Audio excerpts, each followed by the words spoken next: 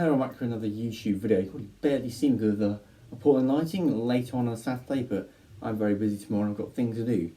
So of course YouTube is a priority. Anyway, another history themed video today, another one I wanted to make for quite a while, and I'm surprised not more people have made this. So I thought an opportunity. And that is William I and how William I changed England and later Britain forever. So let's get straight into the video.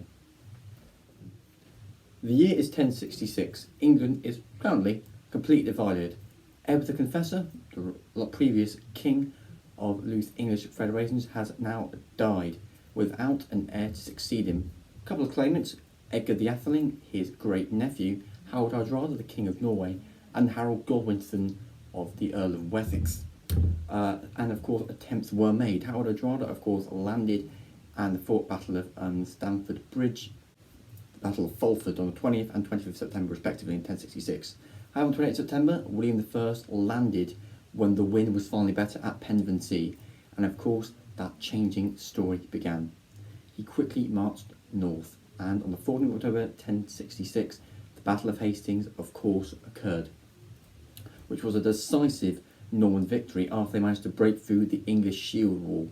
The arrows didn't do it, but the cavalry quickly did, and of course the famous Fane retreat, where they completely mowed them all down after they walked into a swamp, which of course is not best when you've got heavy armour on and you'll probably sink and drown before a Norman will even get to kill you in the first place. Then of course on Christmas Day 1066, William I got the crown on his head and was crowned of course William I of England, the beginning of the Norman dynasty for England, and of course that changed England forever.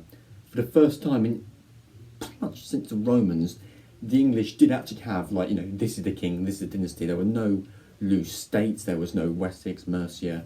Of course, they were now just earldoms rather than independent sort of kingdoms and principalities. They were now all unified under a Norman dynasty.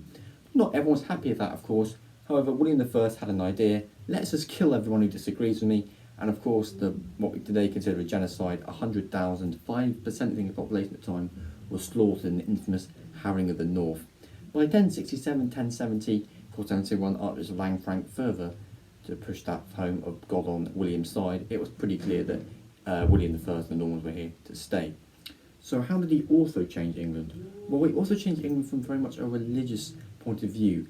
Old wooden Anglo-Saxon churches were of course replaced by Norman stone ones, as I mentioned actually in that old, you can watch that video here if you want, actually on Norman marker, 8 mark, I think I mentioned it in that as well, so feel free to check that out. Of course all relevant. And yes, so of course now William I had established a proper dynasty. However, what made him change England forever? Well, mainly it was just militarily. This is discipline he used in his army, and they were all elitely trained barons, thanes, etc. This is what the English would use since then. It was simply about having a strong and robust army. The idea of conquest was now in the fold. And of course, also probably best mentioned, is that France, of course, and Normandy, later just part of France, Brittany, etc., had an English king.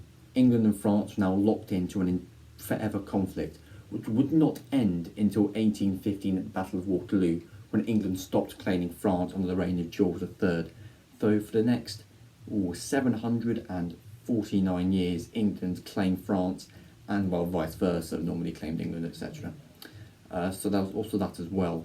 The idea of imperialism and the fact that the English can conquest, of course, is still around for much into the 19th and 20th century.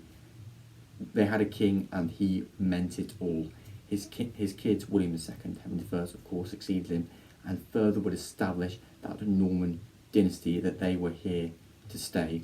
Of course, castles also being built along the Marcher earldoms by Wales also further cemented that conquest and style.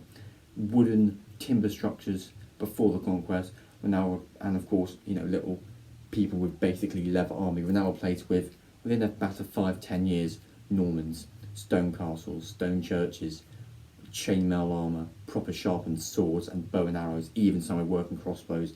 England was changed forever. Since then, few attempts, Napoleon, William the Orange, but effectively none of them successful. No one will invade England ever again. Till the present day. We're still waiting, hopefully none of that happens. England was an island. That English channel it had was forever its best defence. That navy, forever its best defence. William I started it all. He is, by far, the founder of modern England and one monarch that can never be forgotten.